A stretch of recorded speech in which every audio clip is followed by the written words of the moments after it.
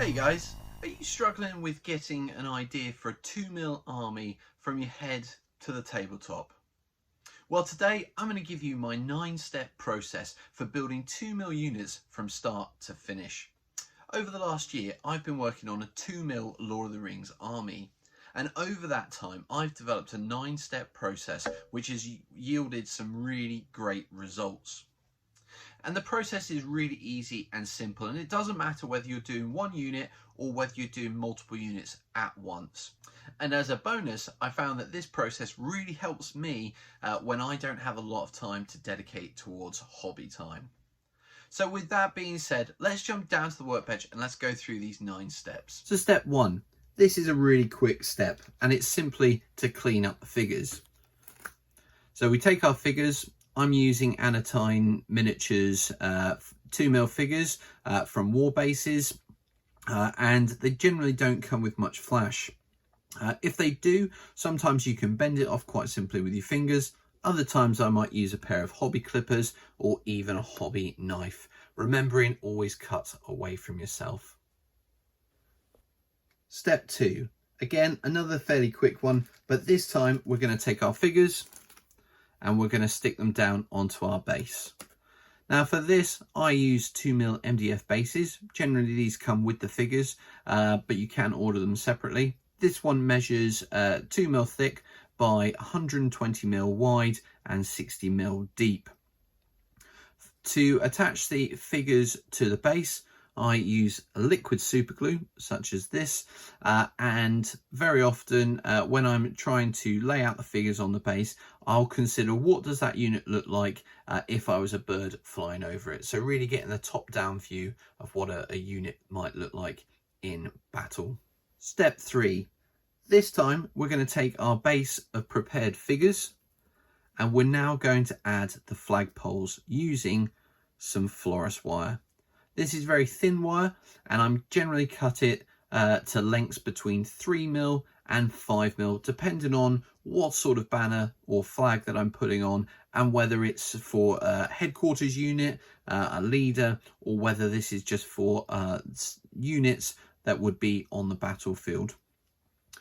I glue this onto the units with a small dab of liquid super glue, and generally I just do a very small dab, holding the wire with my hobby clippers.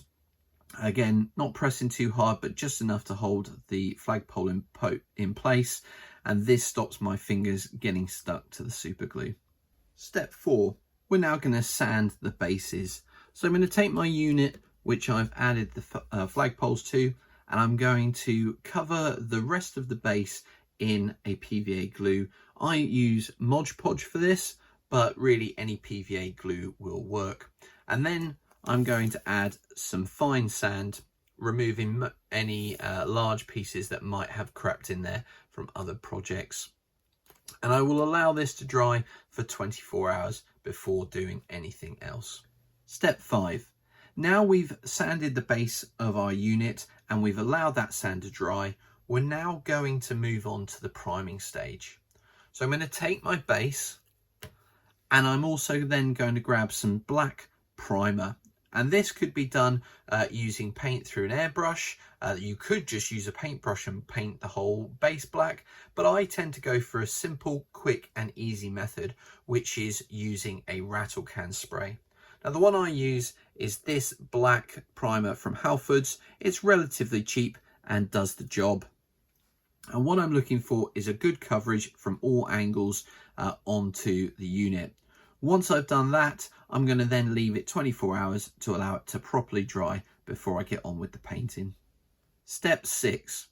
We're now going to take the unit that we've primed black and we're going to paint the base of it the colour that you want for your ground cover. Now for me, I use a GW Citadel paint, which is Steel Legion Drab. I use that for all of my bases, whatever figures I'm doing and whatever scale I'm doing. But you can obviously use whichever colour you use for your regular base colour. Once that's dried, we're then going to dry brush it with a lighter colour. And again, this is down to personal preference, but I use the Citadel colour dry Terminatus stone, and I give it a light dry brush to pick up on any of the sand and small texture that there is on the base. At this stage, if you have got any of those paints on the figures, don't panic. We can go back over with some black paint with a paintbrush and just make sure those figures are black so that we've got that undertone or that shadow for when we come to paint the figures in the next stage. On to step 7. We're now going to paint the figures.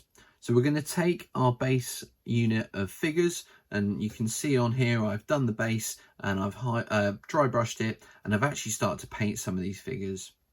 Now there are 2 ways that I go about painting. Firstly is with the traditional paintbrush and acrylic paints. Doesn't really matter what type. You can use fairly cheap ones, or you can use other brands such as Vallejo and Citadel, so forth.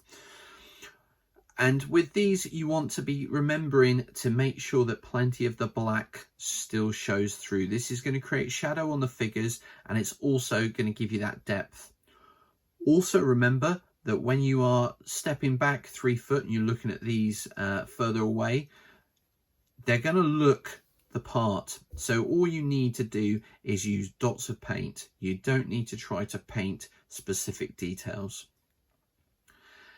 And the other way of painting, which I've already started here, is to use metallic pens to basically just dot and pick out the detail, or sorry, pick out the shapes on the figures. And these figures are particularly good for having really clear details that you can pick out with those pens. And this will give you the look that you want for your army or for your unit. Step 8. We're now going to take the base or unit of figures that we've painted, and we're going to add flags. So for this, I'm going to take some plain A4 paper or any white paper, and I'm going to take a hobby knife. Then what I will do is I'll measure out a strip of paper which is 10mm long, and then the height of that piece or the width is the same as your flagpole. So if your flagpole is 5mm, actually what you want to do is probably a 4mm thickness. The 10mm will then length will then be folded in half, so you've got a 5mm length, and that piece will wrap around the flagpole using a little bit of PVA to glue the 2 pieces together. Now if you want it square, you need to cut a rectangular piece. If you want a more triangular shaped banner, then you cut a rectangular piece again, fold it in half, and then cut off 2 of the corners away from the folded end.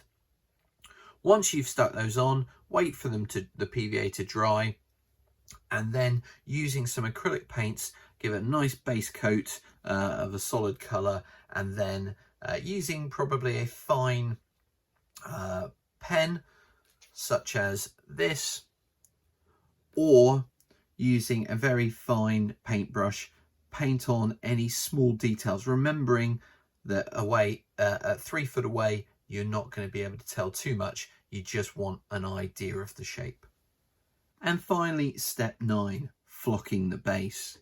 So we'll take our unit that we've now painted and we've done all the flags, and we're going to add some flock. Now for 2mm, I highly recommend Woodland Scenic's Fine Turf, and I use 2 varieties, green grass and burnt grass. And adding both of these to the base using PVA, and I use Mod Podge, using both of these together, you get a really nice look. It becomes very natural, and you get the 2-tone or even multiple tones if you've got more look to the ground. Now what I would recommend is consider the terrain that your armies are intending to fight on. Mine being Middle Earth, fairly green, but if you were thinking somewhere maybe Mediterranean, it might be a different type of scatter that you want to put down. So let's take a look at what that looks like once it's all finished. So here we have the finished unit. Now you can see from this angle it does look a bit rough, but when you step away 3 foot, it really does look good, and surrounded with other units, these 2mm units look great on the table. Now, if you're doing one unit, this 9-step process works really well. Or if you're doing multiple bases, again, this process works really well. It might be that instead of 10 minutes here, 10 minutes there, just to get one base done, you're spending an hour, but you're getting multiple bases done. And so across 10 days, you can get these units done relatively quickly. Now, if you're anything like me, life is busy. Busy with work, busy with family, busy with children. And finding time for hobby can be a real challenge. But hopefully this process will help. And if you want to know more and find some more tips as to how I cope with having a busy life and managing to fit some hobby in, check out next week's episode, where I'm going to give you some top tips as to how to fit hobby time in around a busy life schedule. So until then, take care.